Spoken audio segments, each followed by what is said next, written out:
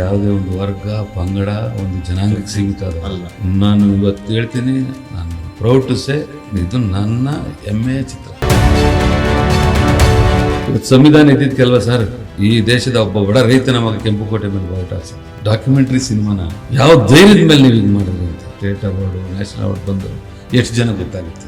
ಅನ್ಕೊಂಡಿದ್ದ cinema reach ಆಗ್ಲಿಲ್ಲ ಅನ್ನೋ ಬೇಸರ ಎಲ್ಲರೂ ಇದೆಯಾ? 4 ಎಕರೆ ಲೇಔಟ್ ಹೊಡೆದ್ರೆ ದುಡ್ಡು ಮಾಡಾಕ್ತೀನಿ. ನನಗೆ ಹೆಮ್ಮೆ ಇಂಥ ಒಂದು ಸಿನಿಮಾ ಮಾಡಿದೆ. ಒಂದು ವರ್ಗ ಇದನ್ನ ಬೇರೆ ರೀತಿ ನೋಡಕ್ ಶುರು ಮಾಡಿದ್ರು ಸೋಷಿಯಲ್ ಮೀಡಿಯಾದಲ್ಲಿ. ಒಂದು ಸಿನಿಮಾ ನೋಡಿ ಆಮೇಲೆ ನೀವು ಏನ್ ಬೇಕಾದ್ರೆ ತರ್ಕ ಮಾಡಿ. ಸಂಪತ್ತಿಗೆ ಸವಾಲು, ಭೂತಯ್ಯ ನಮಗ ಅಯ್ಯೋ, ಸಾಹುಕಾರ ಧನಿಕ ವರ್ಸಸ್ ಶ್ರಮಿಕ, ಇದು ಅಷ್ಟೇ. ಏನಿದೆ ಇದು ಸರ್? ಕಾಲೆಗೆ ಯಾವ್ದು ಜಾತಿ ಕಟ್ಕೊಡಿ ಸರ್, ಅದನ್ನ ಎಂಟರ್ಟೈನ್ಮೆಂಟ್ ಸಿನಿಮಾ ಸಾರುತ್ತೆ. ಇದು ಕೊಡುಗೆ ಸರ್.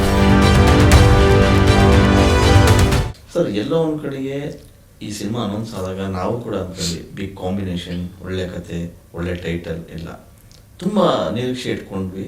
ಆ ನಿರೀಕ್ಷೆ ನೀವು ಕೂಡ ಇಟ್ಕೊಂಡಿರ್ತೀರಿ. ಸಿನಿಮಾ ಬಂತು, ಸಿನಿಮಾ ಆದ್ಮೇಲೆ ಆ ನಿರೀಕ್ಷೆ ನಿಮಗೆ ನಿಜ ಆಯ್ತಾ ಅಥವಾ ಹುಸಿ ಆಯ್ತಾ? ಸರ್ ಹುಸಿ ಅಂತ ಯಾಕೆ ಹೇಳಿದ್ದೀರಾ? ಇಲ್ಲ ಇಲ್ಲ ಸರ್, ಇವಾಗ ನಾನೇನು ಹೇಳ್ತಿದ್ದೀನಿ, ಜನ ನಮ್ಮಲ್ಲಿ ಯಾವ ಥರ ತಗೊಂಡ್ರು ಅಂದರೆ ಸರ್, ಈ ಕತೆ ಆಯ್ಕೆ ಮಾಡ್ಕೊಬೇಕಾದ್ರೆ ಈ ಕಥೆನಲ್ಲಿ ಏನಿದೆ ಕಂಟೆಂಟು ಒಂದೊಂದೂ ಸರ್, ಇವತ್ತು ಸಂವಿಧಾನ ಪ್ರಜಾಪ್ರಭುತ್ವ ಬಂದ ಮೇಲೆ ನಮ್ಮ ದೇಶದ ಸಂವಿಧಾನದ ಎತ್ತಿಡಿದೀನಿ ಸರ್.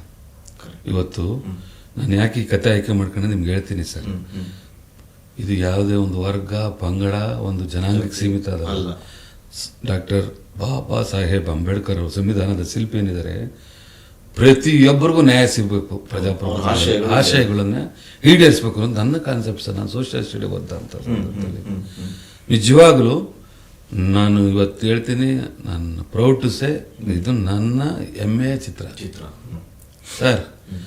ಇವತ್ತು ಸಂವಿಧಾನ ಇದ್ದಿದ್ದಕ್ಕೆಲ್ವ ಸರ್ ಈ ದೇಶದ ಒಬ್ಬ ಬಡ ರೈತನ ಮಗ ಕೆಂಪುಕೋಟೆ ಮೇಲೆ ಬಾವುಟ ಹಾರಿಸಿದ್ದು ಅಲ್ವಾ ಸರ್? ಇವತ್ತು ದೇಶ ಕಂಡಂತ, ಪ್ರಪಂಚ ಕಂಡಂತ ಅತ್ಯಂತ ಯಾರಾದರೂ ಪ್ರಧಾನಮಂತ್ರಿ ಇದ್ರೆ ನರೇಂದ್ರ ಮೋದಿಜಿ ಅವರು. ಒಬ್ಬ ಗಾಣಿಗ ಸಮುದಾಯದವರು, ಕೆಳ ಸಮುದಾಯದಿಂದ ಬಂದಂತ ಆಗ್ಬೇಕಾದ್ರೆ ಕಾರಣ ಸಮುದಾಯ ಬಂತ, ಪ್ರಜಾಪ್ರಭುತ್ವ, ಸಂವಿಧಾನ. ಈ ಸಂವಿಧಾನದ ಆಶಯದಡಿ ಇರೋರೆ ಇವತ್ತು ನಮ್ಮ ಸಿದ್ದರಾಮಯ್ಯ ನೀನು ಒಂದು ಕುರುಬ ಒಂದು ಸಮುದಾಯದವರು ಇವತ್ತು ಈ ದೇಶದ 2ನೇ ಬಾರಿ ಮುಖ್ಯಮಂತ್ರಿ ಆದರು. ಯಾವ್ದ್ರಿಂದ? ಈ ಒಂದು ಸಂವಿಧಾನದಿಂದ. ಸೊ ಇವನ್ನೆಲ್ಲ ನಾನು ನೋಡ್ಕೊಂಡಾಗ ನಿಜವಾಗ್ಲೂ ನನಗೆ ಹೆಮ್ಮೆಯಿಂದ ಹೇಳ್ತೀನಿ ಸರ್.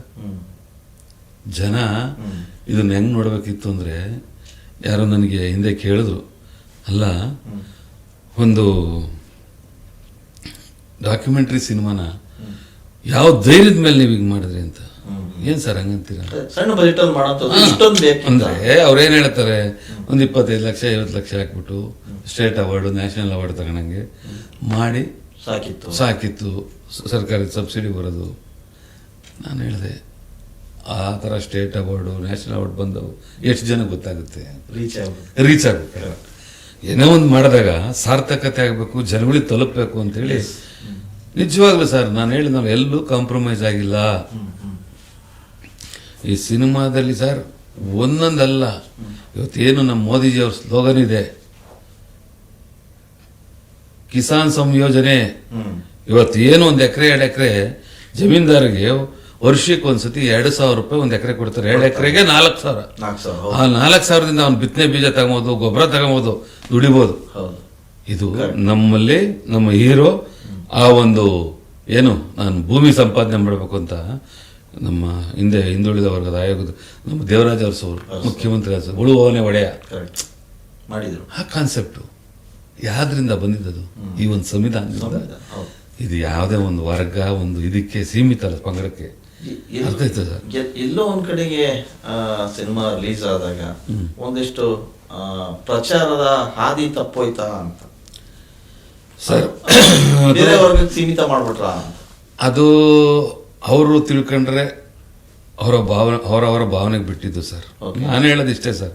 ಇವತ್ತು ಮೋದಿಜಿ ಅವ್ರ ಸ್ಲೋಗನ್ 2ನೇ ಸ್ಲೋಗನ್ ಇದೆ ಸರ್, ಬೇಟಿ ಬಚಾವೋ ಬೇಟಿ ಪಡಾವೋ. ಇವತ್ತು ನಮ್ಮದ್ರಲ್ಲಿ ಏನಿದೆ ಸರ್, ಒಬ್ಬ ಕೂಲಿ ಮಾಡಂತ ಒಬ್ಬ ಹೀರೋ ಇವತ್ತು ತನ್ನ ಮಗಳ ವಿದ್ಯಾಭ್ಯಾಸ ಮಾಡಿದಾಗ ಅಲ್ವಾ ಸರ್? ಅದ್ಯಾವ್ದ್ರಿಂದ? ನಮ್ಮ ಮೋದಿಜಿ ಅವ್ರಿಲ್ವಾ ಸ್ಲೋಗನು? ಅದಂಗೆ ಒಂದು ವರ್ಗಕ್ಕೆ ಸೀಮಿತ ಆಗುತ್ತೆ. ಪ್ರತಿಯೊಬ್ಬರು ಸರ್ ಬ್ರಾಹ್ಮಣರಲ್ಲಿ ಬಡವರಿಲ್ವಾ, ಲಿಂಗಾಯತರಲ್ಲಿ ಬಡವರಿಲ್ಲ, ನನ್ಗೆ ಹೋಗ್ಲಿಲ್ಲ ಸರ್. ನಮ್ಮಲ್ಲಿ ಎಷ್ಟು ಜನ ಇಲ್ಲ ಸರ್ ಕೂಲಿ ಮಾಡೋರು, ದಿನ ಬೆಳಿಗ್ಗೆ ಸಾಯಂಕಾಲ ಕೆಲ್ಸಕ್ಕೆ ಹೋಗ್ಬಿಟ್ಟು ಬಂದಂತ ಹೇಳಿಲ್ವಾ, ಎಲ್ಲ ವರ್ಗದಲ್ಲಿದ್ದಾರೆ. ನಾನು ನನ್ನ ಎತ್ಕೊಂಡಿದ್ದ ಕಾನ್ಸೆಪ್ಟ್ ಇದಕ್ಕೆ ಸರ್, ಆ ಉದ್ದೇಶನೇ ಇದು. ಸಂವಿಧಾನದ ಒತ್ತು ಕೊಟ್ಟಿದ್ದು, ಸಂವಿಧಾನನ ಒತ್ತು ಕೊಟ್ಟಿದ್ದಕ್ಕೋಸ್ಕರನೇ ಸಿನಿಮಾ ಮಾಡಬೇಕು ಅಂತ. ನಿಜವಾಗ್ಲು ಅನ್ಕೊಂಡಿದ್ದ ಸಿನಿಮಾ ರೀಚ್ ಆಗ್ಲಿಲ್ಲ ಅನ್ನೋ ಬೇಸರ ಎಲ್ಲ ಇದೆಯಾ ಅಂತ? ರೀಚ್ ಆಗ್ಲಿಲ್ಲ ಅಷ್ಟು ಅಂತ ಖಂಡಿತ. ಇವಾಗ ಹೇಳ್ತಾರೆ ಮೊದ್ಲಂಗಲ್ಲ, ನೀವು ಸಾರಥಿ ಮಾಡಿದ್ರಿ 17 ವಾರ 18 ವಾರ, ಇವಾಗ ಓಡಲ್ಲ. ಹಾಕಿದ ದುಡ್ಡು 2 ವಾರ 3 ವಾರದಲ್ಲೇ 2 ವಾರದಲ್ಲೇ ಬಂದ್ಬಿಡ್ಬೇಕು, 1 ವಾರ 2 ವಾರದಲ್ಲೇ. ನೀವು ಹಂಗೆ ಅನ್ಕೊಂಡ್ರೆ ಕಾನ್ಸೆಪ್ಟ್ ತಪ್ಪು ಅಂತ ಹೇಳ್ತೀನಿ. ನೋಡಿ ಸರ್, ಇವತ್ತು ನೀವು ಕೆಲವು ಕಡೆ ನುಗ್ಗಿ ಬರ್ತಾವ್ರ ಜನ, ಇನ್ನು ಕಡಿಮೆ 248 ಥಿಯೇಟರ್ ಮಾಡಿದ್ವಿ, ಇವಾಗಲೂ 120 ಥಿಯೇಟರ್ ಇದೆ, ಮಾಲ್ಗಳಲ್ಲಿದೆ. ಇವತ್ತು ಮೌತ್ ಸ್ಟಾಕ್ ಬಂದ್ಬಿಟ್ಟು ಅವರೇ ಹುಡುಕೊಂಬಂದು ಬಂದು ನೋಡ್ತಾರೆ, ಆಗ್ತಾ ಇದೆ.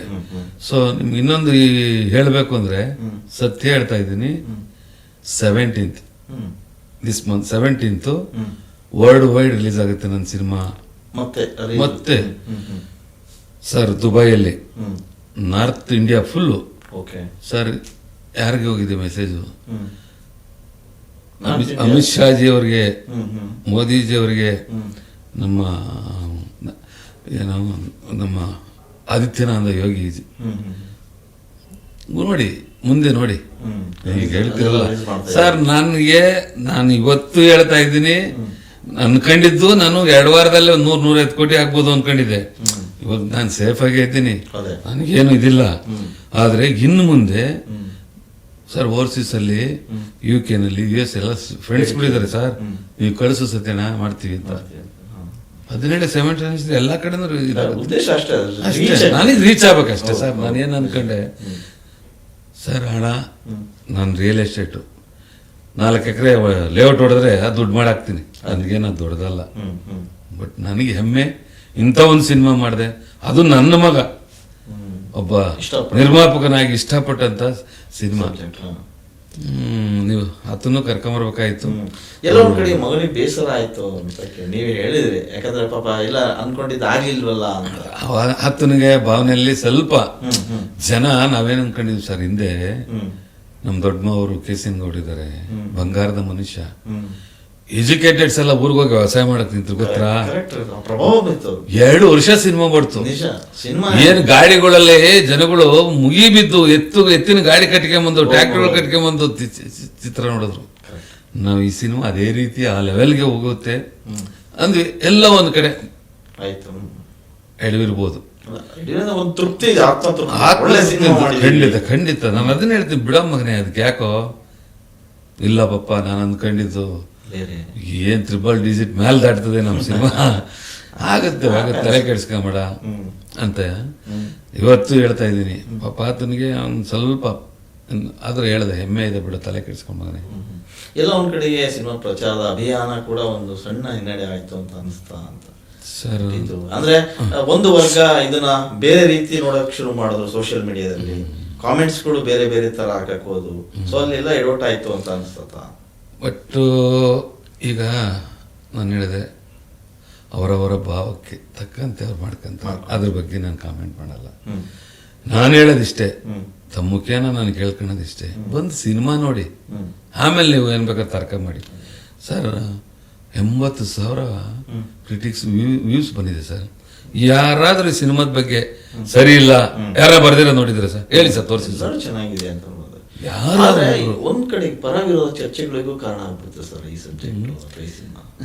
ಸಬ್ಜೆಕ್ಟ್ ಬಗ್ಗೆ ಮಾತಾಡೋದಿದ್ರು ಕೂಡ ಒಂದು ನಡೆದಂತ ಪ್ರಚಾರದ ಬಗ್ಗೆ ಪರ ವಿರೋಧ ಚರ್ಚೆಗಳು ಆಗ ಸರ್. ನಾನು ಹಿಂದೆ ನಿಮ್ಗೊಂದು ಉದಾಹರಣೆ ಕೊಡ್ತೀನಿ ಸರ್.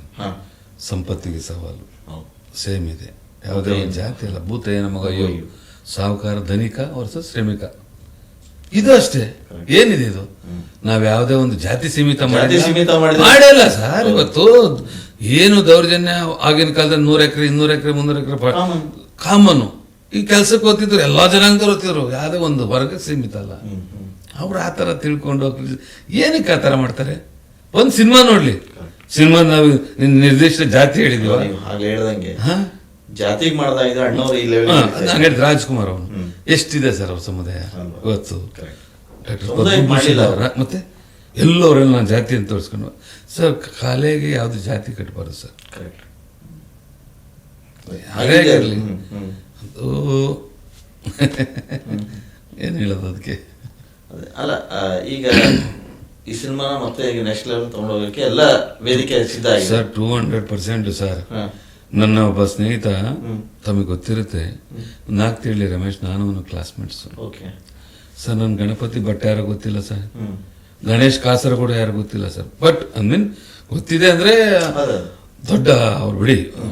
ಯಾವ ಥರ ಅಂದ್ರೆ ಅವರು ಕಂಡಿದ್ದನ್ನ ಕಂಡಂಗೆ ಸತ್ಯನ ಎಂತ ದೊಡ್ಡ ವ್ಯಕ್ತಿ ನಿಷ್ಠುರವಾಗಿ ಹೇಳಂತರು. ಅದನ್ನ ನಾನು ಹೇಳ್ತಾ ಇರೋದು, ನನಗೆ ಪರ್ಸನಲಿ ಅವರು ಇದು ಪರಿಚಯ ಇಲ್ಲ ಅಂತ ಹೇಳ್ತಾ ಇರೋದು. ಅವರು ಲೇಖನಗಳು, ಅವ್ರ ಬರಹಗಳು, ಅವ್ರ ಮಾತು, ವಾಕ್ಚಾತುರ್ಯಗಳು ಸರ್ ಇವತ್ತು ನನಗೆ ಹೆಮ್ಮೆ ಸರ್. ನಾನು ಅವ್ರನ್ನ ಭೇಟಿ ಮಾಡಿಲ್ಲ, ನನ್ನ ಬಗ್ಗೆ ಈ ಸಿನಿಮಾ ಬಗ್ಗೆ ಹೇಳ್ತಾರೆ. ನಾನು ಆಮೇಲೆ ನಾನೇ ಕೇಳಿದೆ, ಸರ್ ನಿಮ್ಮ ಆಫೀಸ್ ಎಲ್ಲಿ ಬರ್ತೇನೆ ಅಂತ ಇವ್ರಿಗೆ, ಗಣೇಶ್ ಕಾಸರಗೋಡ ಅವ್ರಿಗೆ. ನಾನು ಯಾರು ಅಂತಲೇ ನೋಡಿಲ್ಲ ಸಿನಿಮಾದ ಬಗ್ಗೆ ಅಂತ. ಸರ್ ನಿಮ್ಮನ್ನ ಇಂಟರ್ವ್ಯೂ ಮಾಡ್ಬೇಕು ಅಂತಿದ್ದೆ. ಸರ್ ಹೇಳಿ ಸರ್ ಬರ್ತೀನಿ ಸರ್. ಅಲ್ಲ ಟೈಮ್ ಇದೆಯಾ ಏನು ಸರ್ ನಮ್ಮನ್ನ. ಸೊ ಹಂಗಾಗಿ ಸರ್ ಈಗ ಪ್ರತಿಯೊಂದು ಚಾನಲ್ನವರು ಬನ್ನಿ ಮಾತಾಡಿ ಅಂತವ್ರೆ. ನಾನು ಇದುವರೆಗೂ ಅದ್ರ ಕಡೆ ಗಮನ ಕೊಟ್ಟಿದ್ದೆ, ಫೋಕಸ್ ಮಾಡ್ತಾ ಇದ್ವಿ. ಈಗ ನಾನು ಹೆಮ್ಮೆಯಿಂದ ಹೇಳ್ತಿದ್ದೀನಿ, ಒಂದು ಸಮಾಜಕ್ಕೆ ಅದನ್ನ ಎಂಟರ್ಟೈನ್ಮೆಂಟ್ ಸಿನಿಮಾ ಸಾರಥಿ ಇದು ಕೊಡುಗೆ ಸರ್. ಇದನ್ನ ಜನ ಅರ್ಥ ಮಾಡ್ಕೊಂಡ್ರೆ ಇವತ್ತು ಹೇಳ್ತಾ ಇದ್ದೀನಿ, ಇನ್ನ 125 ಥಿಯೇಟರ್ಲಿದೆ, ಹೋಗಿ ನೋಡ್ಬೇಕು ಸರ್. ಇವತ್ತಿಗೂ ಈ ಸಿನಿಮಾದ ಕೆಲವು ಆಶಯಗಳು ಈಡೇರಬೇಕು ಅನ್ನೋ ಕಾರಣಕ್ಕೆ ನೀವು ಮಾಡಿದ್ದೀರಿ. ಹೌದು. ಇವತ್ತಿಗೂ ಸಿನಿಮಾದಲ್ಲಿ ಇರತಕ್ಕಂಥ ಸಮಸ್ಯೆ ಇವತ್ತಿಗೂ ಹಳ್ಳಿಗಾಡಿನಲ್ಲಿದೆ, ಉತ್ತರ ಕನ್ನಡದಲ್ಲಿದೆ. ಎಕ್ಸಾಂಪಲ್ ದೇವದಾಸಿ ಪದ್ಧತಿ ಇದೆ. ಆಮೇಲೆ ಜಮೀನ್ದಾರರ ಆಳ್ವಿಕೆ ಮಾಮೂಲಿ ಇದ್ದಿದೆ. ಇವತ್ತು ಮಕ್ಕಳು ವಿದ್ಯಾಭ್ಯಾಸ, ಎಷ್ಟೋ ಜನ ನೋಡಿ ಇವತ್ತು IAS ಆಗಿರೋ ಕೂಲಿ ಮಾಡೋರ್ ಮಕ್ಕಳು ಇವತ್ತು IAS KS ಮಾಡಿದ್ದಾರೆ. ಅದು ನಮ್ಮದ್ರಲ್ಲಿದೆ ಇವತ್ತು. ನಾನು ಹೇಳಿದ್ನಲ್ಲ, ಒಂದು ಪ್ರೈಮರಿ ಸ್ಕೂಲ್, ಮಿಡ್ಲಿ ಸ್ಕೂಲಿಂದ ಹುಡುಗರು ಹೈಸ್ಕೂಲ್, ಕಾಲೇಜ್, ಶಾಲಾ ಕಾಲೇಜ್ವರೆಗೂ ನೋಡೋಂಥ ಸಿನಿಮಾ. ಆ ಎಜುಕೇಟೆಡ್ಸ್ಗಳು ಯಾಕೆ ಮನ್ಸು ಮಾಡಿಲ್ಲ? ಮಾಡಬೇಕು, ಬಂದು ನೋಡ್ಬೇಕು ಸಿನಿಮಾ. ನೀವು ಸಮಾಜ ಸೋಷಿಯಲ್ ಸ್ಟಡೀಸ್ ಏನು ಓದ್ತೀರಾ ಅದು ಯಥಾವತ್ತಾಗಿ ನಿಮ್ಮ ಕಣ್ಣು ಮುಂದೆ ಬರ್ತದೆ. ಅದನ್ನೇ ಇವಾಗ ನನ್ನ ಗುರುಗಳು, ಮಠಾಧೀಶರು ಡಾಕ್ಟರ್ ಶ್ರೀ ಶ್ರೀ ನಿರ್ಮಲಾನಂದ ಸ್ವಾಮೀಜಿಯವರು ನಾಳೆ ಬಂದು ಸಿನಿಮಾ ನೋಡ್ತಾ ಇದ್ದಾರೆ. ಈಗಾಗಲೇ 30-40 ಸ್ವಾಮೀಜಿಗಳು ಯಾರು, ಮಾದಾರ ಚೆನ್ನಯ್ಯ ಸ್ವಾಮೀಜಿ ಅವರು ನಿಜವಾಗಲೂ ಯಾವ ಥಿಯೇಟರ್ಗೂ ನಾನು ಯಾವತ್ತೂ ಹೋಗಿಲ್ಲಪ್ಪ, ಅದೇನೋ ಗೊತ್ತಿಲ್ಲ. ಈ ರಿವ್ಯೂಸ್ ನೋಡಿದೆ, ದೊಡ್ಡ ದೊಡ್ಡ ಲೇಖಕರು ಬರ್ದಿರೋದು ನೋಡ್ಲೇಬೇಕು ಅನ್ನಿಸ್ತು ಅಂತ ಹೇಳಿ ಬಂದು ಓರಿಯನ್ಮಲ್ ನೋಡಿದ್ರು. ಬುದ್ಧಿಜೀವಿಗಳು, ಸಾಹಿತಿಗಳು, ವಿಮರ್ಶಕರು.